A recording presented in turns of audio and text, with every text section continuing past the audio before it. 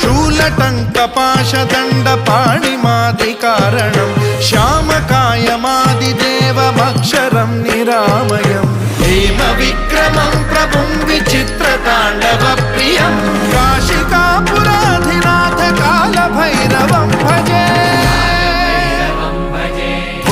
मुक्तिदायकं प्रशस्तचारु विग्रहं भक्तवत्सलं स्थितं समस्तलोकविग्रहं विनिक्वणं